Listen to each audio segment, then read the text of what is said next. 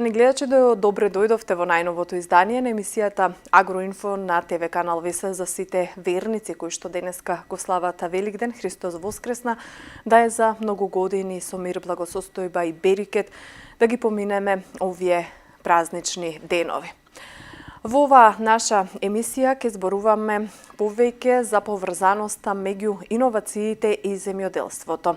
Аквапоника е една од компаниите кои што искористија средства преку Фондот за иновации и технолошки развој за модернизација на своето органско производство, дека и земјоделските компании може да аплицираат и да ги искористат овие средства за воведување на некои иновации или новитети во технолошкиот процес.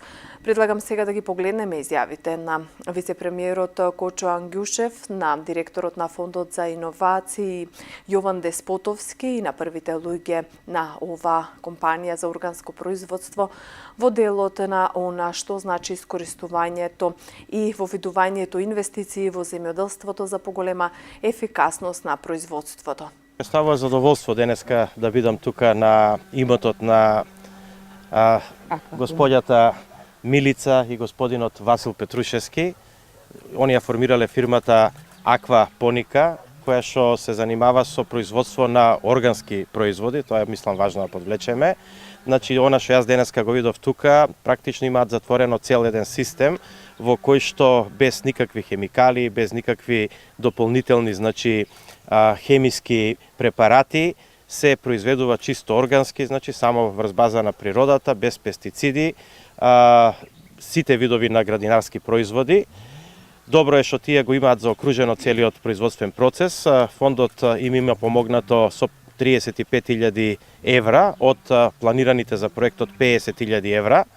Во тој проект има пред се, значи, опрема која што им е потребна да ја загреваат производствената област во која што да обезбедат нели целогодишно производство. Ме радува што тие направиле, значи, систем во кој што во текот на целата година ќе имаат производи за продавање, ќе имаат еден издржан систем. Ова е еден добар пример со кој што може да се види дека младите луѓе доколку имаат идеја и те како можат да постигнат резултат, дека и на не така голема површина може да се обезбеди екзистенција. Ја користам приликата да кажам дека е веќе објавен вториот оглас на фондот и да ги повикам сите кои што имаат било каква идеја, значи, за формирање на компанија и за развој на нивната компанија со осовременување, значи, во делот на технологијата, во делот на едукацијата, да ја искористат оваа прилика. Минатата година беа поддржани 133 компании во нашата држава со некаде околу 16,2 милиони евра. Ова е само една, или да речеме една од помалите компании. Јас искажав желба да дојдам кај мала компанија, бидејќи не се само големите компании дел од економијата на нашата држава, напротив, мислам дека развојот на овакви компании е исклучително важен. Се почнува од една идеја, од една мала идеја. Овдека гледам една исклучително добра идеја. Ова е почеток. Јас очекувам оваа идеја да се развива. Очекувам да овие производи бидат широко распространети по центрите трговски во нашата држава, по супермаркетите. Ја користам приликата да граѓаните ги повикам да ги препознаат овие производи, кои што мислам дека се почесто и почесто ќе бидат барани и ќе бидат присутни на супермаркетите, а посебно да внимаваат да тоа бидат производи наши, значи македонски, еве вака произведени во вакви услови. Јас им честитам на идејата, им посакувам успех, очекувам дека доколку се развива се онака како што тие планираат, дека овдека ќе има еден сериозен резултат. Зашто сме денеска тука, првата цел е да покажеме дека иновациите се многу практична работа. Постојано добиваме прашања, иако мислам дека после 133 компании кои што ги финансиравме со повикот минатата година, веќе станува и јасна нашата порака, а тоа е дека иновациите не се само ракетна технологија, туку се секојдневни практични работи кои што носат голема додадена вредност. Втората важна работа е тоа што она што го гледавме како податок, на пример, дека вредноста по работник, да речеме, во земјоделието во Македонија е 1/3, да кажем, од просекот на ниво на Европска Унија, че Македонија далеку заостанува во однос на продуктивноста во овој сектор. во однос на, како што споменав, просеците во Европската унија, дури во однос на регионот, да кажеме, сме 50% во однос на продуктивноста на една Грција, далеку зад, да кажеме, Холандија, каде што вредноста која што се создава по едно лице вработено во секторот на земјоделие 10 пати поголема таа што се создава во Македонија. Чи има огромен потенцијал и со примена на современ пристап, нова технологија, меѓутоа и со примена на креативен интелектуален капацитет можеме стигнеме до продукти со голема додадена вредност. Јас само ќе споменам примерот на Израел, кој што ни е држава кон која што сакаме да се стремиме, една од трите, односно 5 технолошки најнапредни нации во светот, која што има 50% површина пустина, меѓутоа обезбедува 95% од своите потреби за храна. Јас сакам да верувам дека со ваков тип на инвестиции, на мали конкретни проекти, од кои што, како што споменав, бенефит имаат сите граѓани, односно може да го видат сите граѓани, ќе можеме утре да стигнеме во ситуација каде што Македонија у моментов од нето увозник на храна, кај што годишно се трошат 700 или 800 милиони евра само за увоз на храна, ќе стане нето извозник, токму со создавање не на количина, туку на поголема додадена вредност по работник во земјоделието, токму со овој пристап кој што го видовме денес. Ние сме формирани како фирма 2015 година, производството го започнавме 2016 година и првата продажба, значи на нашиве не вакви производи, ја почнавме некаде 2016, 2017, 2018, 2019 веќе со подршка од фондот го затворивме, да кажем, нашиот каталог на производи и почнавме да продаваме и по супермаркетите во Тинекс. Инаку произведуваме градинарски производи, како да кажем, речиси се, од морков, од пипер, од домат, од салати, спанак, зелка, значи речиси се, но она што сакаме да го развиеме како наш стратешки производ и тоа што ќе го понудиме до нашите потрошувачи во текот на целата година, тоа се во суштината млади, органски, брендирани салати. Кој што сака да ги види, нека повели во Тинекс, ќе ги види.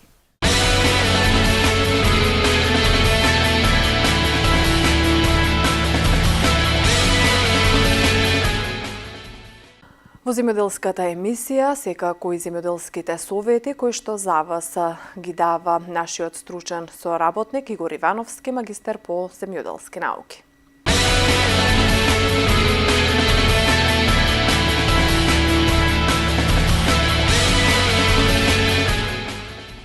Иако, почитувани гледачи, знаеме дека веќе кај голем број на сорти, овошни видови, веќе е завршено прецветување, кај виновата лоза веќе полека се ближи и фазата на цветање кај виновата лоза, али без разлика дали виновата лоза или овошните видови се прецветани или пак тек ќе цветат, пожелно и препорачливо е редовно да се употребуваат одредени ѓубрива, односно биостимулатори.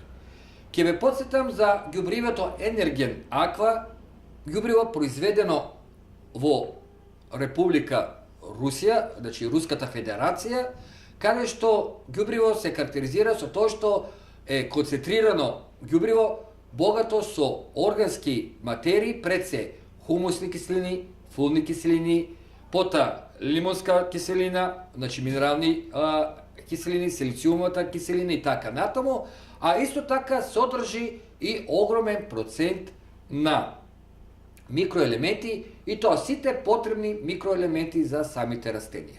Почнувајќи од железо, манган, цинк, бор, молибден, бакел и така натаму, ако останува збор за борот, ѓубривото Енерген Аква Б, бор, се карактеризира со тоа што тука борот е во најголем процент, дури 5%. Ово го нагласувам затоа што често пати во одредени ѓубрива процентот на борот се движи 1, 2, 3%, овдека е 5%. Исто така, едно што е од позитивноста на ова ѓубриво е тоа што сите овие микроелементи се наоѓаат во хелатна форма. Тоа значи дека растенијата веднаш ги примат од ѓубривата, односно микроелементите, значи овие микроелементи се веднаш примени од самите растенија, а исто така ова ѓубриво содржи и аминокиселини кои што нагласивме дека се потребни и пожелни за стресни ситуации, односно при промена на температура, влага и така натаму. Ова ѓубриво, односно ѓубривото енергенаква, се употребува фолиарно, а исто така и преку систем капка по капка. Кога станува збор за фолиарна апликација, ќе нагласиме дека е доста излишно ѓубриво, односно само 5 мл треба да се употреби во 10 литра вода. Горната граница е 7 мл, но при редовна употреба нема потреба да ја зголемувате границата од 5 мл во 10 литра вода. Нормално може да се употребат скоро со сите фунгициди кои што се употребуваат во лозарството, односно овоштарството. Исто така, енергенаква може да се употреби и во кај другите растителни култури. После прецветувањето, пожелно е во лозарството, па и во овоштарството, да се употреби ѓубривото, славол ВВЛ. ВВЛ значи на српски воќе, винове лозе, значи овоше и винова лоза. Значи, карактеристично за ова ѓубриво е тоа што има друга концентрација на оксинот, тоа е природен биостимулатор, кој што го стимулира самото растение понатаму да се нормално расте, развива, плодовите да дават оптимално да се развиваат и да имаат оптимална големина, форма и пред се радман, односно шеќерност, вкус, овошни киселини, така натаму. Значи, славолот ВВЛ е пожелно исто така да се употребува почесто, кога веќе има плодови по самите растенија. Доза на употреба обично се движи околу 30 до 50 мл во 10 литра вода, исто така оди со доза или во концентрација и заедно со одредени препарати. И сосема накрај би сакал да ги подсетам сите љубители на цвеќето за флосал. Флосал е специфично микробиолошко ѓубриво, течно ѓубриво, кој што веќе е спремено за директна употреба, значи не треба да растварате, не треба да мешате и така натаму, него едноставно ги испрскувате еднаш неделно растенијата, надземниот дел, и овие стимулатори, пред се ауксинот и други стимулатори кои што потекнуваат од природни растителни микроорганизми, ќе го стимулират растението по-убаво цвеќето, да дава листна маса, листови, да долго цвета, да образува нови цвеќиња и така натаму.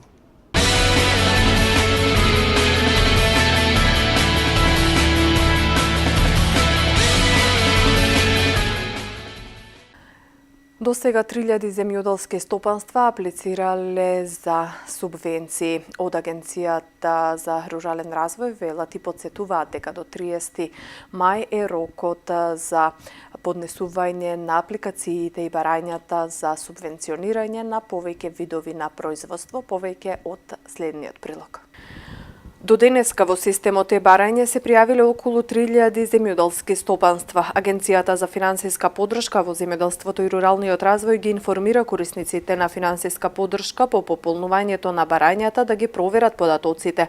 Онаму каде имаат одредени одстапување, потребно е во рок од 30 дена да извршат корекции. Рокот за поднесување барања е 30 мај годинава. Ги подсетуваме земјоделците дека во овој период ќе се поднесуваат единствените барања по програмата за финансиска поддршка во земјоделството за 2019 година, односно за директни плаќања за растително производство и тоа за површини со полјоделски градинарски култури, лозови и овошни насади, како и за сточарско производство, и тоа за одгледување говеда, овци, кози, пчели, свињи и за заклани животни во кланица, се вели во писмената информација од агенцијата. Оттаму додаваат дека тековно согласно програмата за финансиска поддршка, како и согласно календарот и во наредниот период ќе продолжат со исплата на субвенциите на сите земјоделци кои ги исполнуваат условите за добивање средства од оваа програма.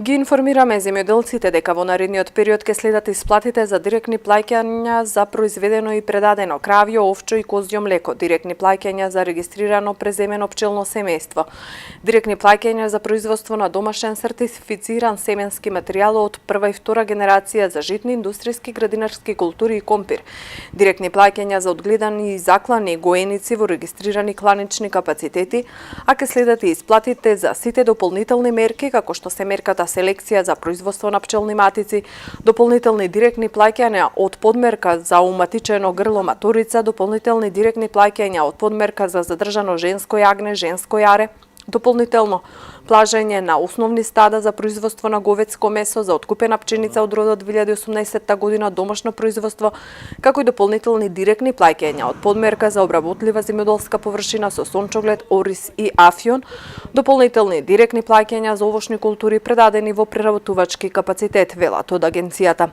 Според нив, праксата за навремена и неселективна исплата на земјоделските субвенции продолжува. Средствата ќе ги исплаќаат кога на земјоделците велат дека им се најпотребни, односно во време кога се вршат агротехнички мерки за заштита на растенијата.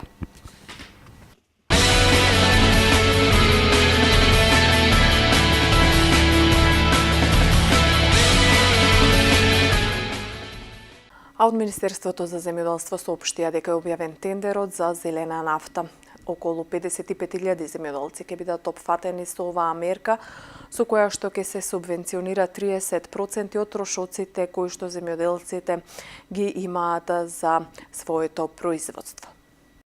Агенцијата за финансиска поддршка во земјоделството и руралниот развој го објави тендерот за набавка на гориво за земјоделска механизација, односно зелена нафта. Како што претходно изјави министерот за земјоделство Љупчо Николовски, веќе се обезбедени средства во висина од над 200 милиони денари за субвенционирање на 30% од првата година, со можност до 50% за следната година што ги дава законот. Тендерот ќе трае 70 дена, пошто ќе бидат дистрибуирани зелените картици до корисниците и треба да биде реализирано до средината на годинава.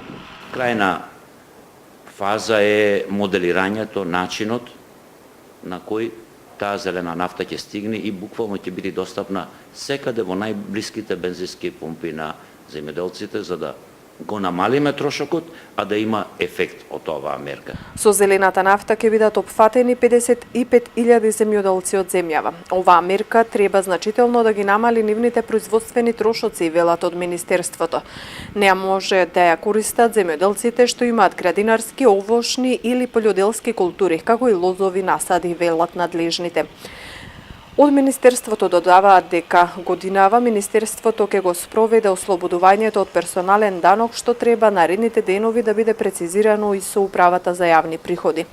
Заинтересираните економски оператори може да дадат своји предлози и коментари на објавената тендерска документација на состанок кој ќе се одржи на 6 мај годинава во 11 часот во просториите на агенцијата.